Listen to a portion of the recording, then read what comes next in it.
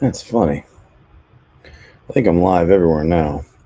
This chat thing doesn't work.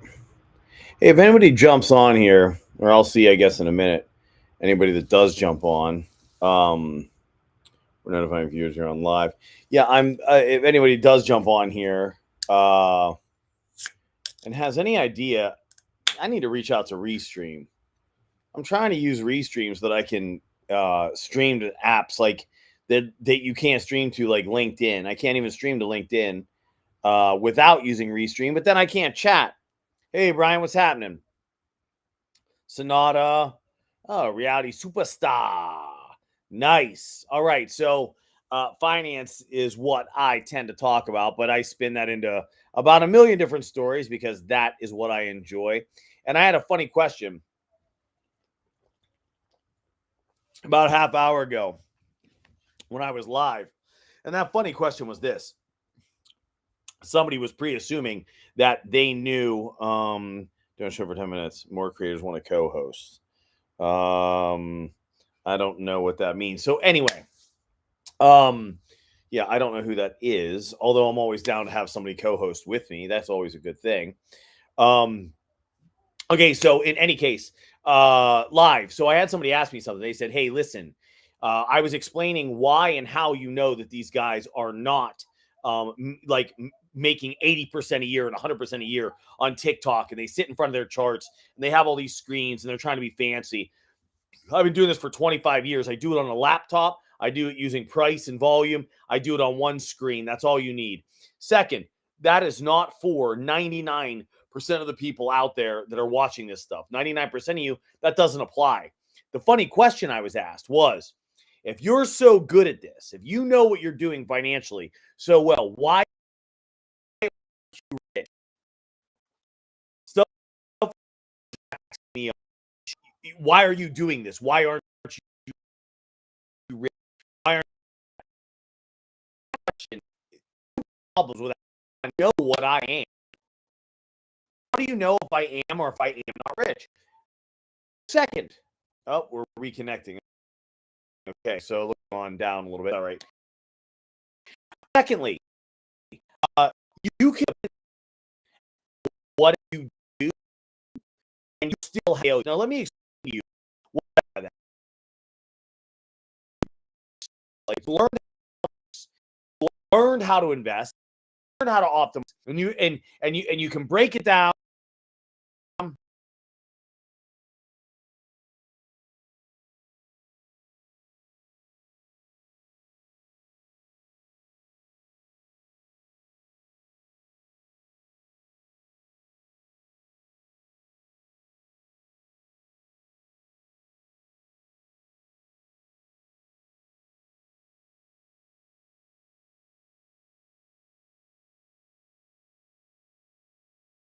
How much money I have and where it came from is nobody's business. I would never share it with a bunch of strangers online, even if that were the case. I pretty much only let people know that I live in Southern California. I do that through my stories because it's where I live, so it's what I talk about. But let's say NASCAR driver. Actually, let's take it a step further. Let's say Formula One drivers, not further as in more difficult, better, or worse. But let's talk about Formula One drivers, best drivers on the planet. I challenge anyone to argue that fact that Formula One drivers are not the best drivers on the planet. All right. They know those cars. They have an entire team of guys that know exactly how that car runs. They know the exact specs of that track, when to turn, when to go faster, when to go slower. All of this information being fed to them in real time as they race. The best driver in the world in the best car in the world with the best team in the world. And what percentage of those drivers die each year in a car accident?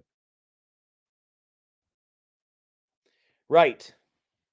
That is the answer to someone's question who says, if you know so much about money, then why is it that you're not wealthy? Why haven't you created generational wealth?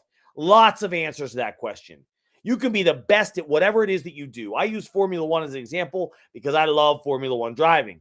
It's insane. It's awesome. People have no idea about the athleticism those people have to do that. Like it blows my mind. It amazes me. I love it.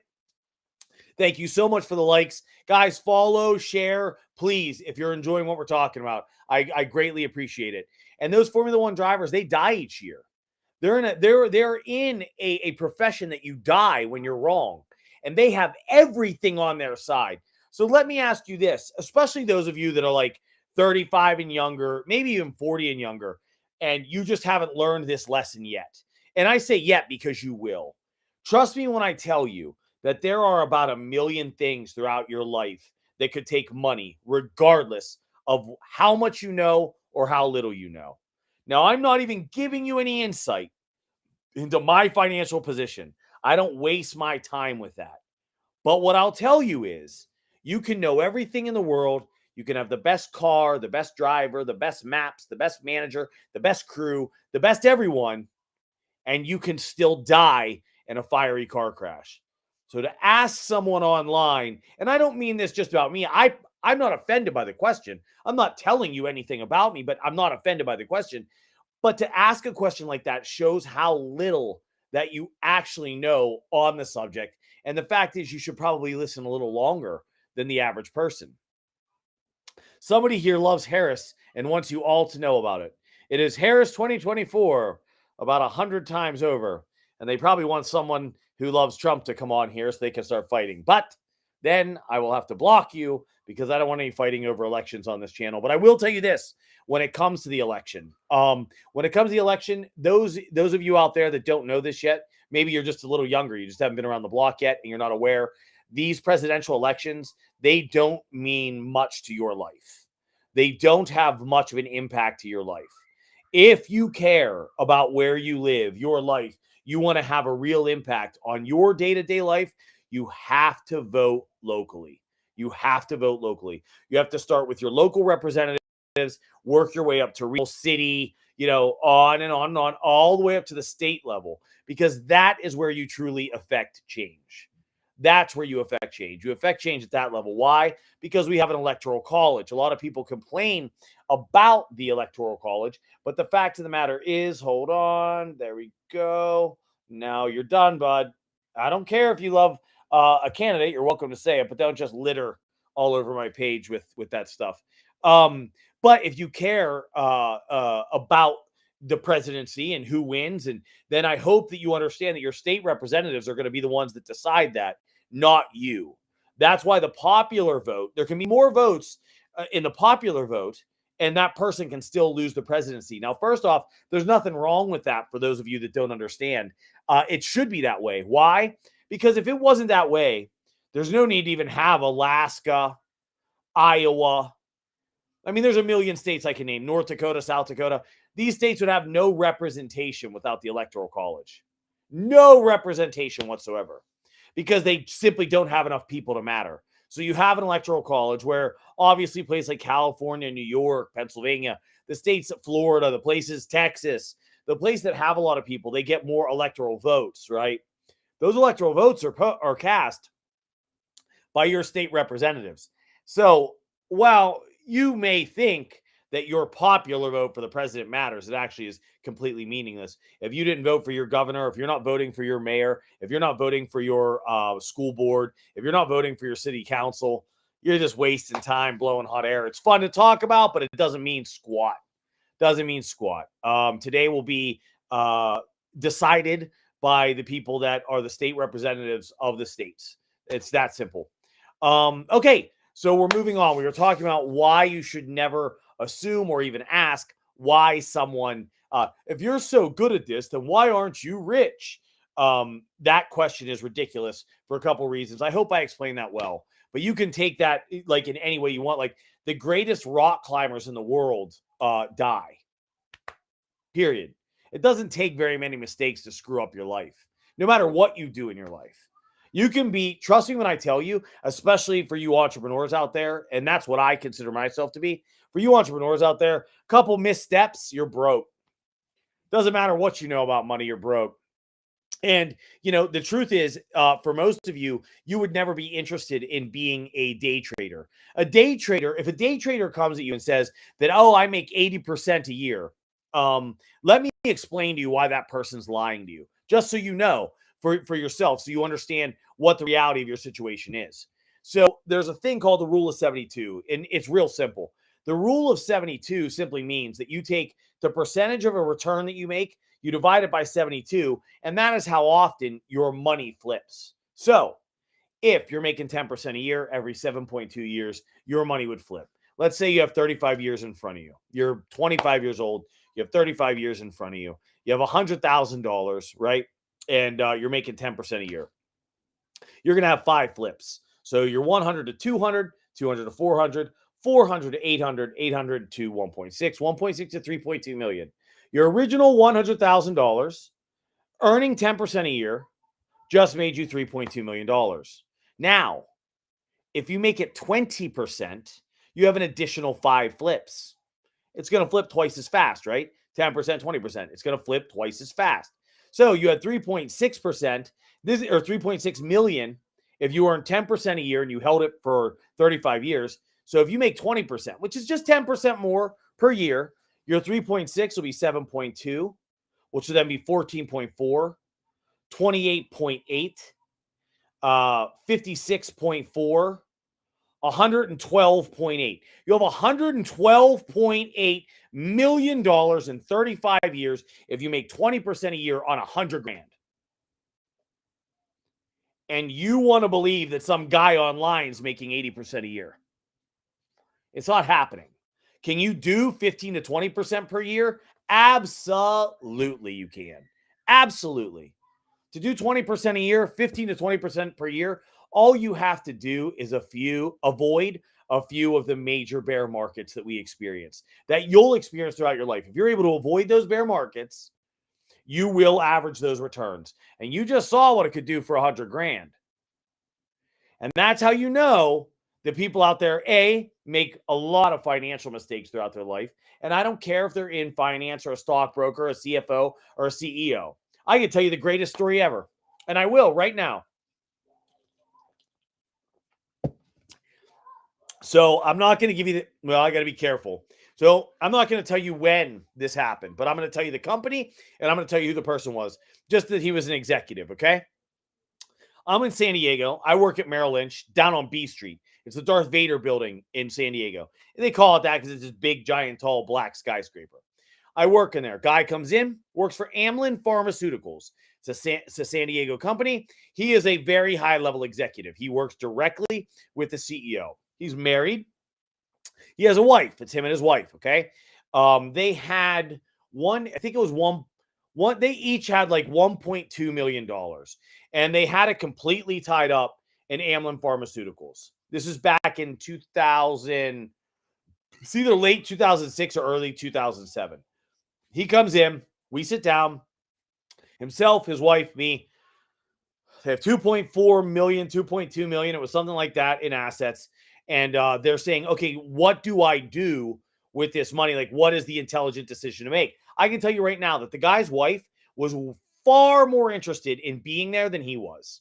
He wasn't that interested in being there. The funny thing was he was the one that took the meeting because back then I got all my meetings through cold calls, all of them, 100%.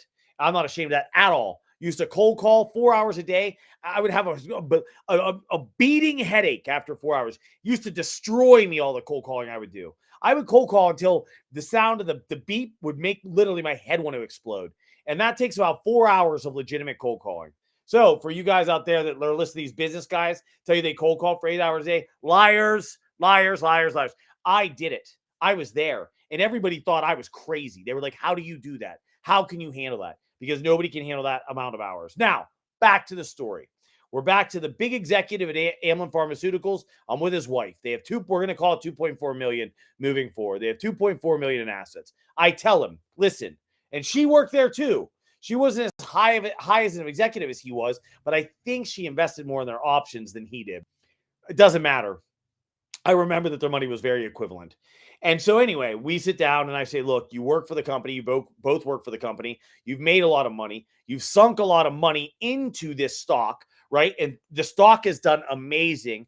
The market is starting to look a little heavy. It's starting to look a little tired. You're very concentrated in your positions. You need to diversify this out. How you would like to do that, we can talk about, but you got to diversify this money out. Hey, if you're enjoying the story, please like the screen. Hit likes and subscribes and follows, but the likes really help me in these live things to I don't know what the hell they do if you want me to be perfectly honest with you, but I know that you should be doing it. Also, my website www.prometheaninvesting.com will tell you a lot about who I am as well. And I am D Miller at prometheaninvesting.com. So back to the story. I go in and he says, okay, great. I break down his portfolio for him. I show him what I'll do. I am not an asset allocation manager. I want to make that very clear. I do not manage money through asset allocation. Never did. Well, not never. My first 3 years in business, I did asset allocation, and I did a lot of it, to be fair. But my first 3 years, I did asset allocation. After that, I didn't. Okay. And I learned slowly, and I was careful with my clients' money. All right. But at that point, I would consider myself a master investment manager at that point. I have no idea how many hours I've sunk in. You hear the term like 10,000 hours a lot. I think it's a lot more than that myself. I think it takes a lot more than that. That's just my opinion. But I sat down, I gave him a real breakdown of what I would really do, why I would do it. At that time, I was using a sector rotation strategy that went into powerful sectors, out of weak sectors. I minimized it, right? So it wasn't all in and all out. I minimized it. And he said, no. 2 weeks later, no, we're good where we are. We're good with what we're doing, blah, blah, blah, blah, blah. And I remember that's the reason I know it was late 06 or early 07 is that I was calling him in late 2007 and I was telling him pharmaceuticals look really bad because he was with Amlin. And look, when you're in that business, everybody, when you're a financial advisor, when you sit down and you actually have a really good meeting with somebody who has a lot of money, they never go off your radar. Like you stay and you talk to them and you follow up with them, especially if you see something you can help with. And with this guy, I knew I could help this guy. I knew I could. So I'm calling him late 2007. No, we're not interested. We're good. We're happy. I know the CEO personally, good friend of mine. Like you can't know more about this company than I know, and I know what's coming. And I told him it looks like cash flow is coming out of the market, like in big numbers. There's just cash flow being pulled from the market. It's disappearing, like more volume than I've ever seen. And for those of you that don't know, the reason volume is so important in a market, the reason that cash flow is so important in a market is because, like anything, if I give you a bunch of cash, things are going to cost more. It's inflation. It's the same thing with a stock market. If I give the stock market a bunch of cash, people are going to be able to bid it up because they have more money. It's like what you experienced in 2021, right? 2020, 2021, 2022 in the real estate market. What happened was the government dished out $1.5 trillion. They dished it out. And so everybody got it. And all of a sudden we're wondering, why are real estate prices booming so much? Why are real estate prices so high? Well, it's real simple as to why real estate prices are so high. It's because we just gave out $1.5 trillion. It's inflation within the markets because people put their money to work if they're smart, and it creates inflation. Well, so the reverse happens when you suck it out, which makes like even right now a pretty scary time. How's that going to work out? I personally think we're going to be taking a lot of cash flow from foreign investors, from foreign countries. We are definitely going global. So I think there's a lot of money going to pour to the US that we're not used to seeing, but that's for another time. That's for another conversation. For this conversation, we're back to that high level executive at Amlin Pharmaceuticals in San Diego. So market starts to pull off in 07, going. April of 08, AIG files for bankruptcy. Now, for those of you that think history is honest and that your phone tells you the truth, Google when AIG went bankrupt. Google when they announced they were going bankrupt. It's going to tell you somewhere in like October or November of 2008. That's a lie. It was March or April of 2008. How do I know? Because that was one of the biggest reasons I started pulling all of my clients out of the market and getting them into a flat position. Flat meaning they had no exposure to the stock market. I wasn't as afraid of the bond market at the time, but I was pulling them out of equities like you wouldn't believe. By the time the 2008 crashes started in September, I was down to less than 10% in equities. By the time that second crash in November hit, I was 30% short into that market. Now, this isn't to brag about that because that's not what this conversation is about. what this conversation is about is this high-level executive at Amylin Pharmaceuticals who had direct access to the CEO and exactly what was going on with that company. And guess what? He never diversified the 2.4 million he and his wife had. He works in San Francisco right now at some startup. He and his wife got divorced. She moved back to, I can't tell you. She moved out of the country, just in case someone's swift with Google. I don't want to expose this person because this would not be hard to look out. This would not be hard to look up. So she moved back to where they were from originally, and he has $110,000 account. How do I know that? Because I got an email from him a few years ago just saying how he wished he had listened. He made a big mistake. And that all came on the heels of, like, I don't know. I mean, sadly, a divorce, maybe a breakdown of some sort. I have no idea, but I can tell you this. So someone asked me, why aren't you wealthy? I can tell you right now, he's 60s now, and he's starting over from one financial mistake. High-level executive at a very big pharmaceutical company, Amylin Pharmaceuticals. So it doesn't matter who you are and what you think you know. I can tell you that the first thing you have to do is have a solid financial plan. I don't know who that is. So the first thing you have to do is you have to have a very solid financial plan. Once you have that solid financial plan, you can then start. Oh,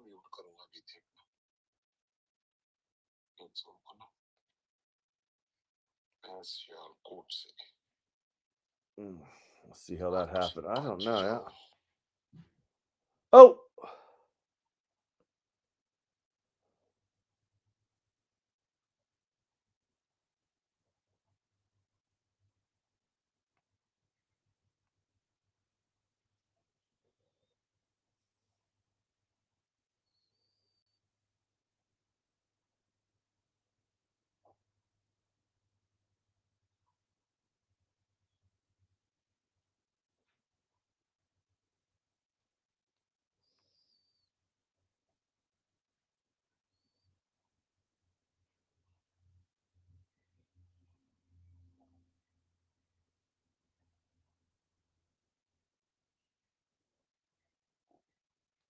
Oh, sorry about that for everybody who's watching. This just clicked off. It's okay. There, let me just go back and turn this back on. It's a live I do here. So the point was that regardless of what you know, regardless of what you do and how you make your living, the fact of the matter remains that it doesn't take much of a mistake to have a terrible financial fallout. And I'll never forget the guy I'm talking to you about, because the truth is, I felt and feel really bad, and I sympathize with his situation a lot. It was a terrible, terrible thing to happen to someone. And this was someone, though. So if you're out there and you're watching right now and you think to yourself, well, I know this and I know that and I know this person and I know how to read this economic report and I know how to read that economic report, I believe you. Okay. Here's the problem. It's not about that anymore. And I really think that at this point, people should be clued into that fact. I don't think it should really be a mystery anymore. And what I mean by that, it shouldn't be a mystery anymore, is let me ask you a question. Economically, as a country, economics, I don't care what the numbers say. When you're outside your house and you're walking around, would you say things are better or worse than 2019, 2018? Would you say life is better or worse than 2018 or 2019? I think 99% of people would say they are experiencing worse economic times now than they were in 2018 and 2019. Now, how's the stock market done since 2018, 2019? How's that done? So for all the economics majors out there who tell you that the stock market is based on the economy, the world economy, whatever sorts of things they tell you it's based on, let me just ask you, the U.S. economy, is it better or worse than 2018 and 2019? Infinitely worse. It's not even a conversation. Unless you are someone that has a huge investment account and owned a bunch of real estate back in 2018 or 2019, everything's worse. Everything is worse. So here's the question. If the economy is worse, someone says it's much better. Okay, who cares what my name is? I don't care what your name is. That's a funny handle. Somebody who has a handle says, who cares what my name is? It's much better. So, how's it much better? And in what way? Would you say that people have more money now? There's more jobs. How's it better? Because someone's saying it's better. I just would like to hear why they think it's better. I can give you a million reasons why it's worse, but I'd be interested to know why it's better. Okay, well, if who cares what my name is tells me why it's better, I'll respond. Until then, I'm going to tell you that there are less jobs. New homeowners. Interesting fact that came out today. New home ownership purchasing has hit the eldest level in history of monitoring it. So that's 60 years or so. We've been monitoring how old new homeowners were. And that number has climbed. Last year, I think it was at 28 years old, was the average age for a new homeowner. And they were able to purchase their home through their income. Well, we had a fun report come out today. And if you don't believe me, you can look on your Apple News source or whatever news source you go to. The new age for new homeowners is 38 years old. And the money that they have to buy that new home was inherited from their family. That is the most interesting figure I've ever heard in my life. Oh, and it goes on to say that those with average jobs, such as EMTs, hairstylists, it listed hairstylists, real estate agents. It was just a bunch of like normal jobs. Okay, it was a bunch of normal jobs. They will never be able to afford a home in the United States. That's what the article went on to say. All right. Employment is down. 90% of new employment is part-time work. Median income, folks, that's income, is down from 2020. Do you understand that life has gotten infinitely more expensive and your income is less? So sometimes you change with change. Sometimes change is thrust upon you. In this case, change is thrust upon us, period. Encourage, oh yeah, hey guys, make sure you're sharing my live, inviting friends. Please hit the like button. I think I just got one, which thank you so much. I've been on live a lot today, but I know the likes help other people actually see what I'm talking about. So I'd appreciate it if you do that. Follow me, check out my stuff, prometheaninvesting.com. Take a look at it. It'll tell you a little bit more about who I am. But as you watch me, you'll kind of get to know. You'll get to know a bit more about who I am. So affordability, guys. Sometimes change is thrust upon you. So change is thrust upon us. You can sit there and be mad, and you can be angry about the fact that life has gotten more expensive and you make less money, or you can take action. What is the only way you can take action? Well, first off, you can't work more hours in a day. You can't do it. No one can. You cannot work more hours in a 24-hour day. There's 24 hours. You're going to need to eat. You're going to need to sleep. You're going to need to rest. You have to do all these things, right? So you can't add hours to the day. But what you can do is you can optimize what you do have, okay? So what do you have? Well, you're intelligent. Hopefully you're saving some money. I think most people are trying to save money. Some can, some can't. Right? You're trying to invest it intelligently along the way. Well, the first thing you have to do is you have to have a target, everybody. Yeah, you have to have a target to know how to get there.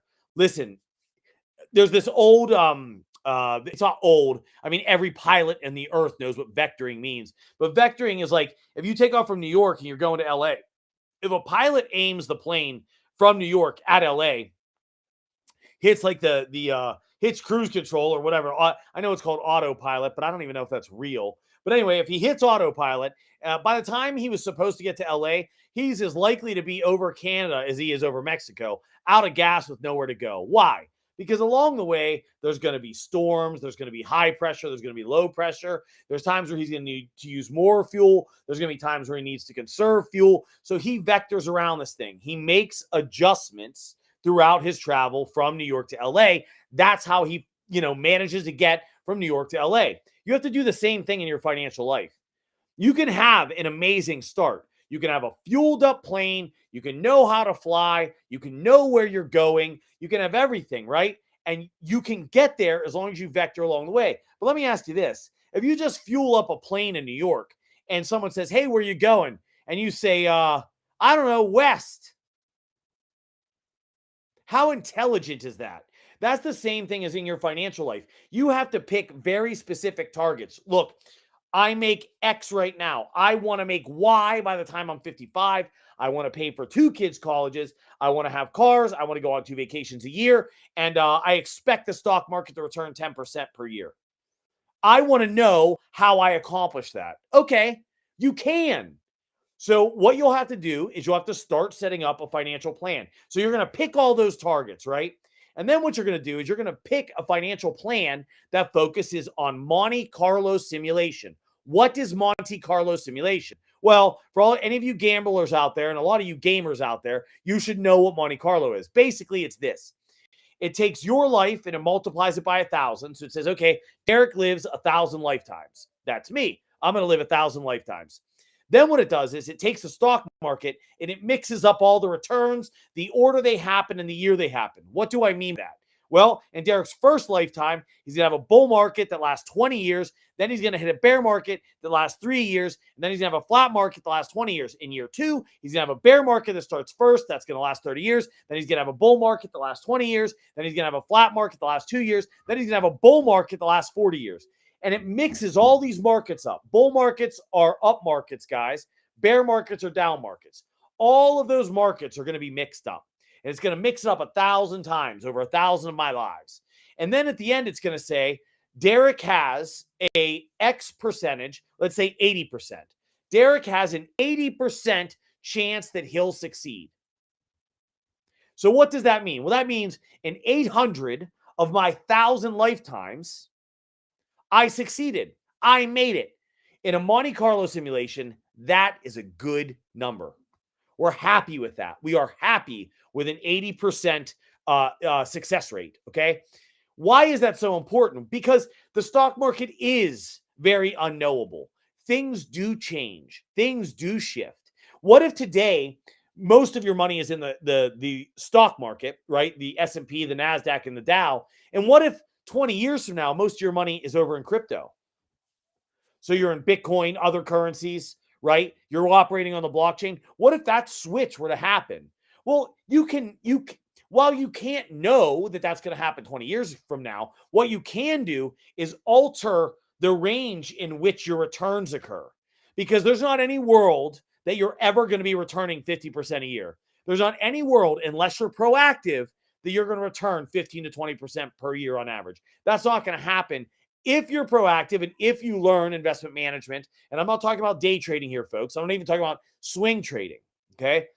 I'm talking about the basics, how to avoid bear markets. Then maybe you get to 15 to 20%. Outside that, you're going to do 10% a year. That's the way it is. And it's probably slightly less than that. It's probably somewhere between 7 and 10% per year. Goldman Sachs is saying they expect the S&P to return about 3% per year over the next decade. So they really think it's going to be less than that.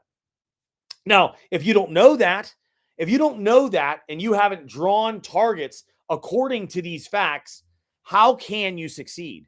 Furthermore, if you don't know exactly how much money you want to have, exactly how long you want to work, how many colleges you want to pay for, how many vacations you're going to have, what it takes to live your life, if you don't know those things, how could you ever succeed at them?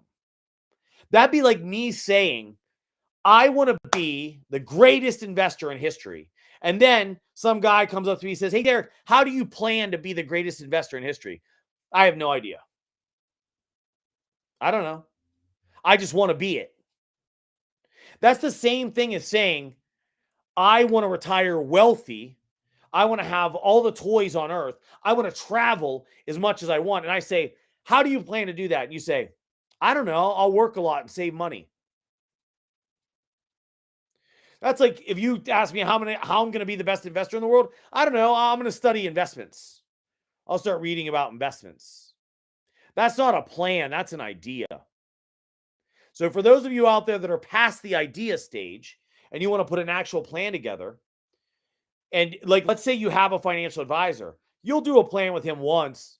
You'll never hear about that plan again until there's a crash, until there's a bear market that your account loses 50%. Then he'll pull that plan up to make you feel comfortable again, and then he'll quickly put the plan back away. You'll never look at it again until there's another stock market drop.